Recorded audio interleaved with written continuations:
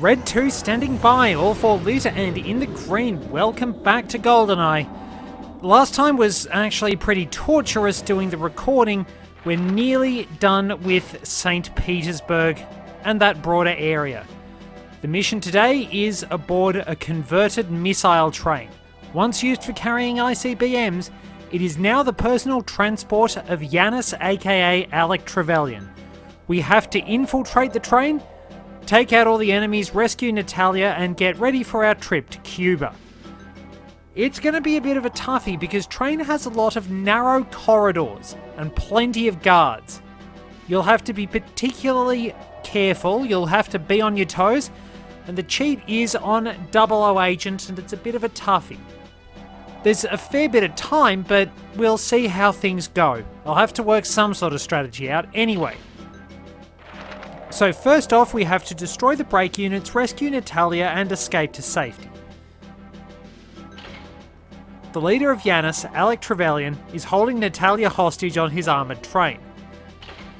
We've lost experienced agents before in hostage situations. Keep a clear head, 007, and don't get sidetracked settling old scores. A train, 007? Pretty simple. Destroy the braking units in each carriage and the emergency system should bring it to a halt. That girl again, James?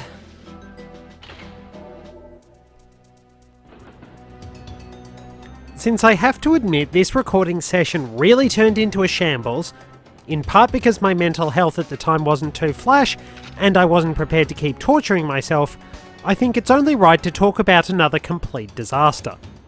And one movie which wasn't. Today is all about the two official, unofficial James Bond movies, neither of which were made in a country which has changed its name 5 times since I was in 7th grade, so that's a bit of a letdown. And I'm starting with 1967's Casino Royale. On paper, the cast suggests this is an amazing idea. You have David Niven, Peter Sellers, Orson Welles, Deborah Kerr, Woody Allen, Bond alumnus Ursula Andress, and many other stars in an adaptation of Fleming's first novel. What could go wrong? How about pretty much everything? In November 1952, Ian Fleming had bought the small theatre company Glidrose Productions Limited to make a screen adaptation of Bond. He received several offers for the rights after publication, but would not sell for a while. He did briefly license the rights to Curtis Brown so that the climax adaptation of Casino Royale could be made for US television though. A deal on the film rights to Casino Royale was made in 1955. Fleming sold the rights to producer Gregory Ratoff for $6,000, equivalent to about $65,545 in 2022. Not the most profitable deal really. Ratoff tried working with a number of scriptwriters, such as Lorenzo Semple Jr., but both men considered the character of Bond unbelievable and stupid. After Ratoff's death in 1960, agent Charles K. Feldman purchased the rights from Ratoff's widow and floated ideas of making a film based on the novel. Albert R. Broccoli attempted to purchase the rights from Feldman, but was declined. Feldman would later temporarily halt his plans to make a film after seeing Dr. No, the first official production. He did try to work with Broccoli and Saltzman in 1964, but frequently argued with them and the attempt at adapting Casino Royale fell through. Feldman eventually decided to make his eventual film a spoof of the spy genre. He presented his overall outline to Columbia Pictures with several script attempts provided by writer Ben Hecht. The original treatment stayed very close to the novel's sequence of events as opposed to spoof concepts. Hecht's later ideas would also have more serious approaches. His later script treatments focused more on adapting Spectre into the work as Le Chiffre's boss. Good luck dealing with Kevin McClory, that would have been really funny. With Le Chiffre's involvement in networks of brothels actually being central to his schemes. Laws recently passed in France had resulted in Le Chiffre's network of brothels not being very profitable, and he'd also made some rather ill-advised ventures. Interestingly, the novel does bring this up. M chastises his staff for using fancy foreign language to tastefully skirt around the matter and not provide proper translation 4 words relating to prostitution. Other new characters were introduced in these script treatments, such as former brothel madam Lily Wing and Lashif's wife Geeta. Among the ideas provided by Hecht's script was a line of dialogue suggesting MI6 gave the name James Bond to multiple agents after the original's death. This concept was the only one kept from Hecht's script. He died 2 days after finishing his final draft and before it could be handed to Feldman. Joseph Heller, yes, the guy who wrote Catch-22, was brought in and paid $150,000 to work on the script, but ultimately the script was rewritten by Billy Wilder. A number of other people are believed to have worked on the script besides the credited writers, and Peter Sellers apparently hired a writer to improve his own role in order to outshine Woody Allen and Orson Welles. The cast was pretty impressive as mentioned. Main roles are as follows.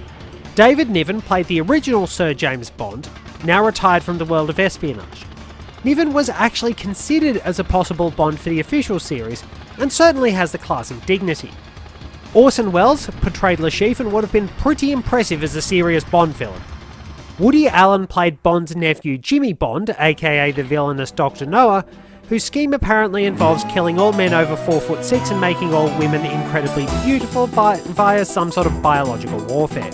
Smersh is also involved in the film as an antagonist, a given since Lashif works for them. John Huston portrayed M, whose surname in this adaptation is McTarry. Peter Sellers was cast as Baccarat expert Evelyn Tremble and one of the agents given the codename James Bond, part of a plan devised by the original. Ursula Andress plays Vesper Lind / James Bond, who is retired in this incarnation but joins MI6 again in order to write off a tax debt. Deborah Kerr played Agent Mimi, a Smersh operative masquerading as M's wife Lady Fiona McTarry. Terence Cooper played Agent Cooper / James Bond, an operative with an iron will to resist the charms of honey trap agents. Dahlia Lavi played an agent known as the Detainer, who helps thwart Dr. Noah's schemes. And Joanna Pettit played Mata, the daughter of the original Bond by his one true love Mata Hari.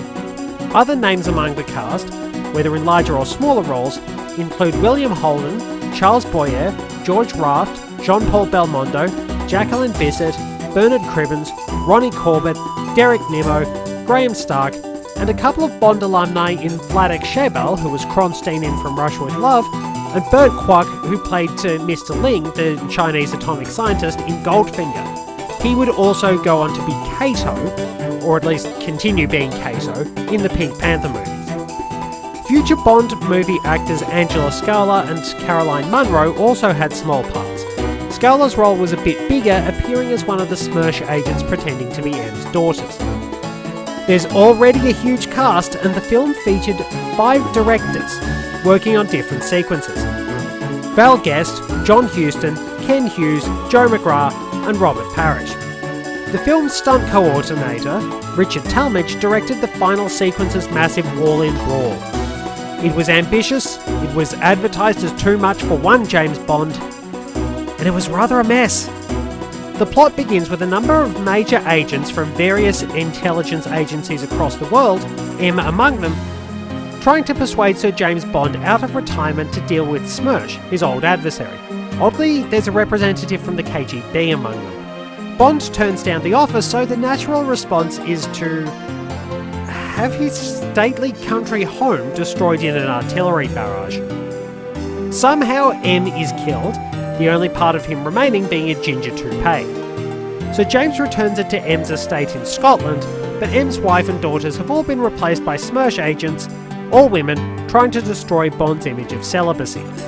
They fail, which might surprise those used to Bond sleeping around, and ultimately help Sir James thwart the Smersh plot. Our hero now becomes the head of MI6, learning that Smersh's success at eliminating Allied agents is because they can't keep it in their pants. A shot also gets delivered at the official 007, who is apparently retired to work in television. He's described as a sex maniac. So James decides that every agent should be given the codename James Bond in order to confuse the enemy, and instigates a rigorous training program to help male agents resist the charms of women.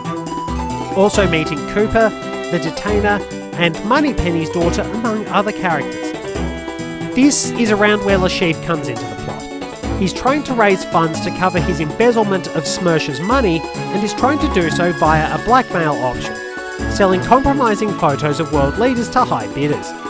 Sir James's daughter Marta thwarts the plot, while Vesper Lind recruits Baccarat expert Evelyn Tremble to defeat Lashif at his last remaining fundraising option.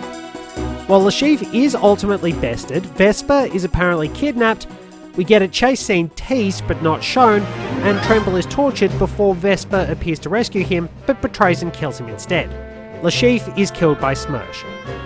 Marta is then captured by other Smersh agents, and Sir James heads to Casino Royale to rescue her. This is where Jimmy Bond comes in, having defected to Smersh to spite his uncle. As Dr. Noah, he plans to use biological warfare to kill all men over 4'6", which is about 135 centimetres, and make all women beautiful, leaving him as the big man who gets all the girls. The scheme is as vain and selfish as Commander Red in Dragon Ball, and honestly his personality would be a major impediment anyway. His scheme is thwarted when the detainer tricks him into swallowing one of his miniature atomic bomb pills, which are there because they're there, really. Vesper is confirmed as a double agent. A huge brawl breaks out between MI6, the CIA, and Smersh, with American and French forces adding to the madness, and everyone dies when Jimmy Bond explodes. Pretty much everyone gets to go to heaven as well, except for Jimmy Bond, despite the fact Vesper is a traitor. Weird. The tone of the various sequences in the film changes a hell of a lot, and it's easy to feel it's all disjointed and jumping all over the place. The behind-the-scenes issues with Peter Sellers contributed to this. He was fired for poor behaviour, along with developing a feud with Orson Welles over issues which vary depending on source, and all that meant a number of scenes were cut and footage was reused from outtakes. It also explains Tremble's sudden death apropos of nothing and the framing scenes which bracket his arc. A number of other scenes and parts were also cut from the film, and several actors weren't featured as a result. Ian Hendry, who played the agent whose body we briefly see being disposed of by Vesper, would have had a bigger role as 006. With different directors providing different styles and approaches, tension on the set, and a mishmash of ideas being brought together, the end result was definitely very different from anything that had gone before. The sheer absurdity of the film made even the outlandish moments of You Only Live Twice, which was adapted for the screen by Roald Dahl, as I've mentioned, look fairly normal when it released a couple of months later. While the film was fairly financially successful, which was a huge boost to Peter Sellers and his estate since he'd negotiated a cut of the profits in perpetuity, critics were not very kind to it. The film was mostly considered a disjointed, chaotic mess that squandered its ideas and wasn't very funny. While some modern reviewers look on it in a kind of light, Casino Royale is generally considered a pretty embarrassing moment for the franchise. Some aspects of the film do work pretty well, it must be said. Some sources claim Peter Sellers was unhappy with the spoof aspects, since he wanted to play a more serious James Bond. Despite his myriad troubles, he does seem to put in a good effort and is commendable alongside Ursula Andress. David Niven really did deserve a proper role as Bond. He also seems to be taking things reasonably seriously too, his natural class and wit being a major advantage. If I have to put in a little extra personal opinion, Joanna Pettit as Marta Bond is very enjoyable and downright gorgeous. The soundtrack was composed by Burt Bacharach and Hal David, and featured several pieces by Herb Alpert and the Tijuana Brass. That's very good as well. The title theme is enjoyable enough, but the true knockout piece is The Look of Love, made famous by Dusty Springfield. This song was nominated for an Academy Award, though it ultimately didn't win. It's nonetheless remained a classic, and was used in Austin Powers' International Man of Mystery, perhaps as a homage to this film. To be fair to Casino Royale, some moments in the official Bond films got pretty stupid. Roger Moore looked back on Moonraker with some derision and admitted he thought Die Another Day was too over the top. Quoth the man himself, "And that's coming from me, the first Bond in space." They weren't quite this ridiculous, but maybe the film comes close to making sense in a fully absurdist kind of way. It's worth seeing at least once, in all fairness. It may make some more sense when viewed with, let's say, the application of recreational herbs, but give it a go and ponder what might have been.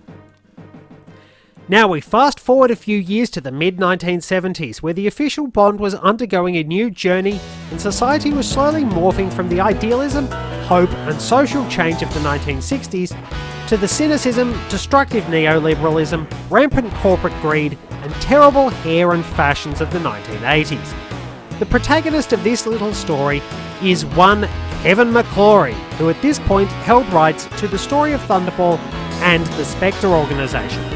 McClory had cut a deal with Eon Productions to produce the official Bond film Thunderball, which had been commencing production around the time the lawsuit was concluding, and then not make any adaptations of the novel for 10 years after Thunderball's release. When that veto concluded, McClory began working on a screen treatment with the working title of Warhead, and initially worked with spy novelist Len Deighton and Sean Connery. Connery wasn't actually involved as an actor then. However, another lawsuit arose regarding ownership of the Spectre organisation and Blofeld. The ultimate ruling of this case was that McClory held sole ownership, forcing Eon Productions to remove Blofeld from drafts of The Spy Who Loved Me, though they were not above dumping legally distinct Blofeld down a chimney in For Your Eyes Only.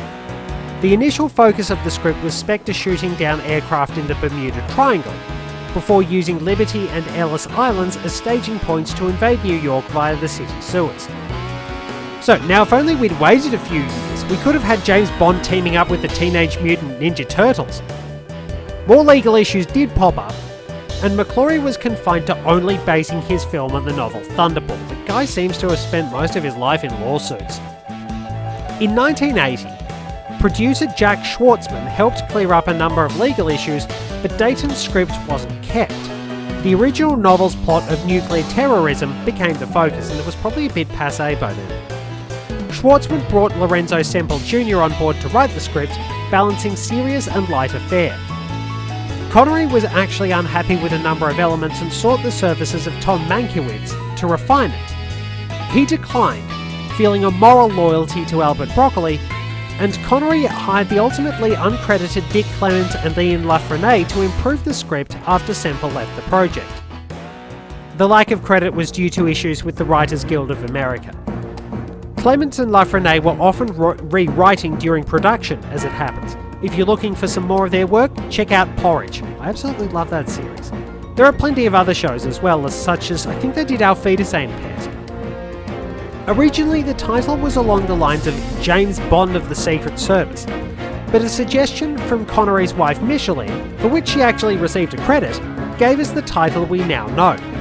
Connery had originally said he would never again play Bond in the aftermath of Diamonds Are Forever. Can't blame him for that. And Micheline came up with Never Say Never Again as a neat self-reference. One last legal challenge arose for McClory, with Fleming's estate seeking to block the film's release in a High Court challenge, but Never Say Never Again was permitted to proceed. The cast was brought together from a number of different sources, and quite a few interesting ideas popped up. When he first floated his idea back in 1964, McClory had considered Richard Burton for the role of Bond. Connery only came on board as starring thanks to Jack Schwartzman, but he also wanted casting and script approval rights and a percentage of the profits. Apparently he trained with Steven Seagal to get in shape for the film, though sadly none of Connery's acting skill seems to have rubbed off on Seagal. For the role of Largo, now with the first name Maximilian, recent Oscar recipient Klaus Maria Brandauer was chosen by Connery. Similarly, Max von Sydow was picked for Blofeld, and it's such a case of wasted potential that the producers and director didn't let him show off more and cut a lot of his scenes. You are wasting some incredible talent there. Micheline Connery recommended Kim Basinger for the role of Domino, while former model Barbara Carrera was chosen as the Fiona Volpe-style character Fatima Blush, on the recommendation of director Irvin Kershner. Connery suggested Bernie Casey for the role of Felix, acknowledging that having a black actor in the role might ensure Leiter wasn't overlooked. So, 23 years before Casino Royale, first black Felix Leiter. Rowan Atkinson's character Nigel Small-Fawcett was added by Clementin Lafreniere, while Edward Fox was chosen as a younger M to contrast with the older Bond and take a shot at the impact of Thatcher-era budget cuts. Also in the cast are Alec McGowan as Q, Pamela Salem as Moneypenny, Indiana Jones' recurring nemesis Pat Roach as Lipper, and Gavin O'Herlihy as Domino's brother Jack Patachi. Irvin Kershner, fresh from success with The Empire Strikes Back, directed the film. Richard Donner was approached, but was dissatisfied with the script. He directed the first Superman, I believe. Peter Hunt was also approached, but refused out of loyalty to Eon Productions. Interestingly, a number of crew members from Raiders of the Lost Ark would also work on the film. The plot mostly holds similar to Thunderball, but with a few updates. Bond fails a training mission at the start of the film and is sent to Shrublands as a result of this, being put on the trail by what he finds out is Spectre, or what we find out is Spectre, upon witnessing a nurse giving a patient a sadomasochistic beating. Yes, there is a fair measure of consent in that, don't worry. Any good BDSM practitioner should understand the value of consent. Bond also sees the patient using a machine which scans his eye.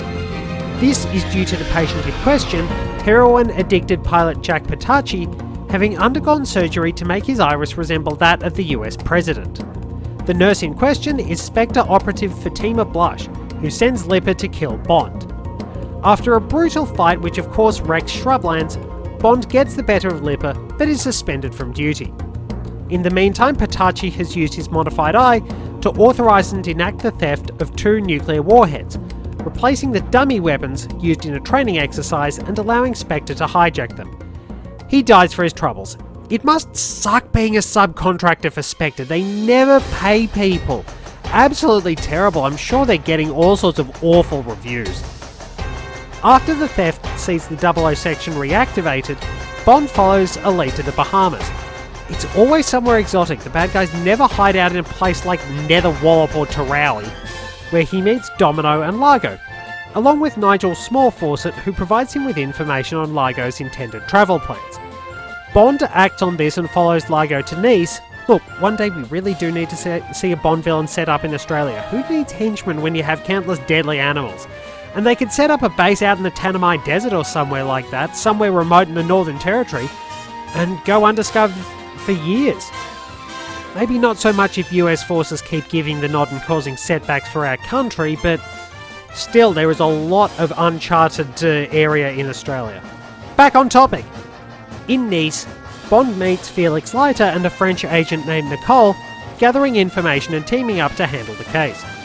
Following this, Bond naturally heads to a casino, where he plays Largo at a new 3D video game called Domination, instead of Baccarat or his usual games. The game delivers electric shocks to the losing player based on the wagered amount / country competed for, but Bond quickly picks up mastery and beats Largo, foregoing his winnings for one dance with Domino. During this, Bond informs her Largo had her brother killed, not realising the extent of Largo's jealousy and possessiveness. Back at his hotel, Bond finds Nicole dead at the hands of Fatima Blush and a motorcycle chase ensues. Blush sets a trap and corners Bond, demanding he declare her his best ever sexual partner in writing. Bond stalls a little before killing her with a rocket fired from a fountain pen, somehow leaving only her shoes remaining. It's supposed to be a reference to The Wizard of Oz, I believe. Bond then boards Largo's yacht with help from Felix and searches for the missing warheads, but winds up triggering Largo's rage and jealousy when Bond kisses Domino. Largo captures Bond and imprisons him in Palmyra, his North African base, and sells Domino as a slave to some Arabs. Bond escapes and frees her, reuniting with Leiter on a US Navy submarine. The first bomb is intercepted and defused near Washington as a result of their intel, while the second one is tracked to a well known as the Tears of Valor near the Ethiopian coast. Bond and Leiter lead the assault, but Largo escapes with the second warhead. Bond pursues and fights him, but just as Largo gets the upper hand, Domino shoots him in revenge for her brother's death. Bond has saved the world again and decides to retire, vowing to never again be a secret agent. The film was not quite as troubled as Casino Royale, but the actual production was still rife with issues. Besides the aforementioned script refinement, Connery and assistant director David Tomblin wound up taking on a number of production duties, and Irvin Kershner stated that while Jack Schwartzman was a good businessman, he didn't have what it took to be a movie producer. The film ran over budget and Schwartzman had to fund it out of his own pocket, admitting he underestimated the costs involved. Additionally, Connery and Schwartzman wound up barely speaking, and Connery was infuriated by the lack of professionalism. So he was pretty consistent with a lot of things. If you were giving him shit, he'd call it out. But if you were good to him, he'd be good back to you. During one of the stunt sequences, which were actually overseen by Steven Seagal, Connery had his wrist broken by Seagal and didn't even realise it until about a decade later. Pretty tough stuff.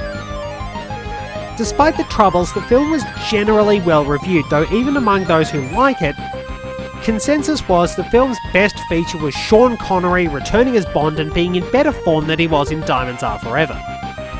Mind you, it did get quite a few plaudits for Brandau's performance as well as Connery's. The latter's more psychotic and jealous incarnation of Largo was considered a well fleshed out portrayal, and in honesty it works quite well as a contrast to Adolfo Celli's cool and sophisticated leader. Not everyone was as complimentary, and the plot came in for a bit of criticism along with some of the action sequences. The film does not seem to have aged particularly well in terms of reviewer opinions, unfortunately, but it still holds up with a generally positive trend and has outranked some official films on review sites. But again, always form your own opinions, check it out and see if you like it. Never Say Never Again was supposed to kick off a series of films for McClory featuring Connery as 007. A follow-up project was to be titled Spectre, but 3 weeks before the rights purchase deadline, Connery announced that he would, in fact, be saying never again, not wishing to work on a Schwartzman-produced film. This left any film unlikely without deals with MGM, United Artists and Danjak, the companies behind the official films. McClory tried to get another adaptation off the ground in the 90s, which would have starred Timothy Dalton as Bond, but this never came to fruition. In 1997, Sony Pictures would acquire the rights to Thunderball and Spectre, accompanying the rights to Casino Royale. It had acquired these on purchasing Columbia Pictures in 1989, the rights having remained with them after Feldman's disastrous spoof was released. Sony announced it intended to make its own series of Bond movies, but legal action by MGM UA ultimately settled out of court, with Sony surrendering all its rights to the Bond films. It would actually wind up acquiring MGM's partial stake in Spider-Man, leading to the film starring Tobey Maguire. Despite this, McClory persisted in trying to make another Bond film, even though he lost further legal action in 2001. McClory died in 2006, never realising his goal of making another Bond movie, though in fairness he'd have been a bit stuck given he only had the one piece of source material to work with. Casino Royale would be made into an official Bond film that year, 44 years after the cinema arm of the franchise began, and it was thankfully very well received, kicking off the Craig era in a big way. In 2013, the rights for Thunderball and Spectre would finally return to Eon Productions, with McClory's estate selling the rights. This led to the production of the 24th official Bond film, Spectre, and the reintroduction of Blofeld. Opinion varies on whether the approach they took was a good one or not, but if they ever want, Eon can reuse the character and organisation in future instalments. One wonders where things will go from here. It's actually worth wrapping this lesson up with a rundown of what we might call the official Bond spin-off, James Bond Jr. This concept began life in 1967 as a novel, The Adventures of James Bond Jr. 003 and a half. Officially sanctioned by Glidrose Productions and published by Jonathan Cape, the novel was written under the pseudonym of R.D. Mascot. Speculation abounded as to the identity of Mascot. Names such as Kingsley Amis and Roald Dahl were floated, though it was considered unlikely to be Amis, as he would have been working on Colonel Sun at the time. The estate of Arthur Calder Marshall eventually confirmed he was the writer. While Bond Jr. is stated to be 007's nephew and dubbed 003.5 by a couple of characters in the story, official Bond canon states 007 was an only child and an orphan, so the overall canonicity of the novel remains unclear. The overall plot sees Bond Jr. investigating goings-on at Hazley Hall, a place where James and his gang, the Pride of Lions, used to play. With the fencing off of the property by its new owner Mr. Merck, who is automatically suspicious by virtue of being German, typical of the time, the gang has been waging some rather spiteful pranks upon Merck. James eventually winds up investigating what turns out to be the theft of £2 million worth of gold bullion with the help of Sheila Smith, who lives at the manor under the care of Merck's housekeeper. Somewhat realistically, after James gets injured during his investigations, the information he has meticulously gathered is given to former Naval Intelligence Officer, now Police Chief, Commander Sir Cuthbert Connington, who promptly takes credit for James's work and politely but firmly makes sure James agrees to keep quiet. It is likely the novel was meant to start a series aimed at younger readers, but it didn't take off. The idea of a younger Bond figure in literature would not pick up until Charlie Higson commenced the Young Bond series. Instead, the medium of television was the next to play host to James Bond Jr. An animated series called James Bond vs. Spectre was floated by Kevin McClory. Yep, he was still trying to milk the Thunderball cow for all it was worth, but never came to fruition. Eon Productions, Danjak and United Artists would eventually bring the officially sanctioned series James Bond Jr. to life. 65 half-hour episodes were produced by Murakami Wolf Swenson and MGM Television, with Corey Burton voicing the title character. James's allies were generally related to other heroes from the main series. They included gadgeteer genius Horace Boothroyd III, Q's grandson and nicknamed IQ, Tracy Milbanks, daughter of the Warfield Academy headmaster and a romantic interest in the vein of Tracy DiVincenzo, Gordo Leiter, Felix's son and the star athlete of the group. He's apparently born in California, Leiter was born in Texas in the books, and Tracy's best friend Phoebe Farragut, who has a Moneypenny-like role as James's not-quite love interest. The main evil organisation was named Saboteurs and Criminals United in Mayhem, or SCUM. Acronyms. The group was led by Scum Lord, who was pretty much Blofeld but not quite due to McClory owning the rights, so we have legally distinct Blofeld Mark II. Several official villains also returned. Jaws now sported a fully metal lower jaw and the ability to speak, and was the dumb muscle for the villains. He was often paired with the rather short knick-knack for a comedic bad guy duo. Auric Goldfinger returned as well, always looking to increase his wealth and doting on his spoiled daughter, Goldie Finger, who was as greedy as her father. Oddjob also worked for Goldfinger, but with a far more garish outfit instead of his sharp suit. The hat was still present, but this time a miniature top hat.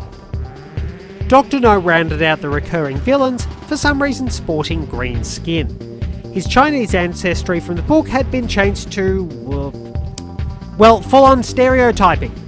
Pretty much a green Fu Manchu with all his schemes having Asian influences. A number of original villains were created for the show as well, including scientist Dr. Derange, metal headplate-equipped enforcer Skullcap, muscular female bodybuilder Barbella, arms dealer Baron von Scarron, full-on pirate Walker D. Plank, no connection to the famous middle initial of One Piece, jewel-obsessed Tiara Hotstones, and short but very smart Maximilian Cortex. The series had a much more fantastical and less violent approach, and seems to have been designed to be highly marketable, as most kids' shows were and are. Books, comics, toys, and the 2 video games briefly mentioned in the previous episode of this LP were produced. While the show had just the one series of 65 episodes, it seems to have been fairly popular. I haven't delved very far into this, but it seems like it'd be worth a look for curiosity's sake. Can't be much more of a train wreck than my attempts to earn the silver PP7 cheat. Okay, so we're cutting away from things for a bit. I was getting really frustrated because, if I'm going to be honest, you need so much to go right for So you essentially need to memorize where the enemies are. You need to be able to kill them very quickly. But you've got to be able to just take them out really, really quickly. Go through narrow corridors without getting shot. The explosions in the boxes hurt you and pretty much only you. It will do a bit of damage to enemies, but they won't take very much. And some enemies have extra armor, especially the ones behind the boxes have extra armor so that you can't just blow the boxes up. It's a pain in the backside, and I don't have the skill yet. You need absolutely everything to go right. And I'm not exactly sure how I'd be good enough to do it, even though, like, I admit that to get this, I just sort of gave up. I'm not prepared to put myself through an insane amount of stress and go absolutely nowhere. And I just used the in-game invincibility, and even then, being able to just run through freely and ignore most of the enemies still took me 4 minutes and 18 seconds. So, if you're trying to do it normally, you've got to be really, really good and kill every single enemy. Somehow. I'm not sure if there's a difference somewhere along the way, but I'm just not entirely sure how you're supposed to do this one. Anyway, the Silver PP7, allow me to demonstrate. The Silver PP7 is essentially the Cougar Magnum. It's an extremely useful weapon for the most part. I don't want to... let's go to archives, just for the fun of it.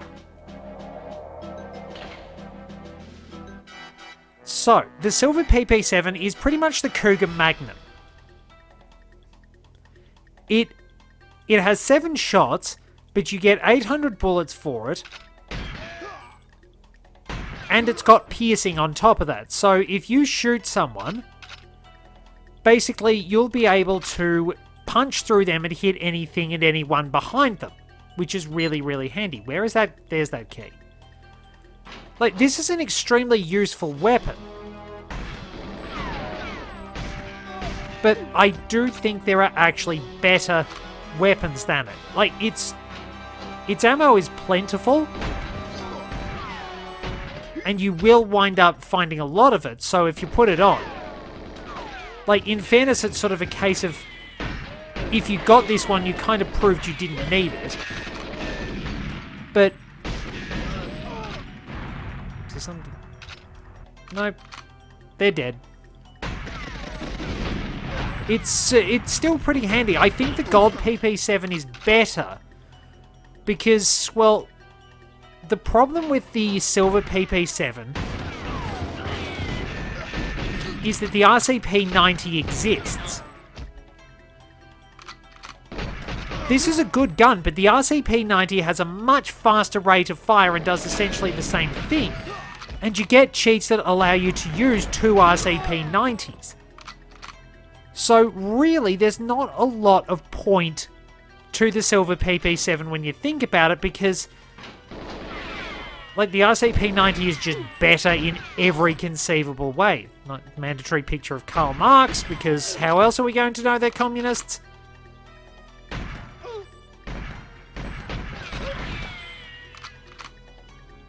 It's yeah, it's not a letdown. It's far from a letdown. But I just think there are better guns. A little unfortunate, but there you go.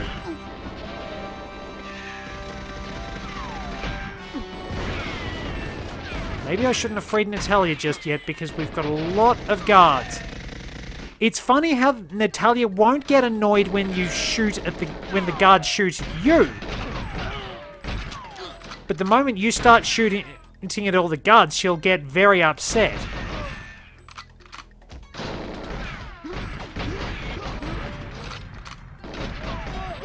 Whoa, careful there. Yeah, it's just a bit of a weird one. I admit that I wasn't quite prepared to go through with it, and maybe that's to my detriment. But if I start stressing out about this... Because the problem with this is, I've been trying to be a perfectionist. And, well, I really shouldn't be. If I'm not good enough, sometimes I've just got to admit I'm not good enough. And let's leave it at that. Because, yeah. sometimes it's just not worth stressing out over things. So we've got this done, and we will be all good to go for the next one, where I will do a better job, because at least the cheat is on agent, and the level is a little bit less stressful. Ideally a bit less stressful anyway. And although admittedly the cheat isn't that good anyway. There we go. So that wraps that up. Rightio, before I do actually wind up finishing this off, let's just pop into the dam for a little bit. I just actually want to show off something.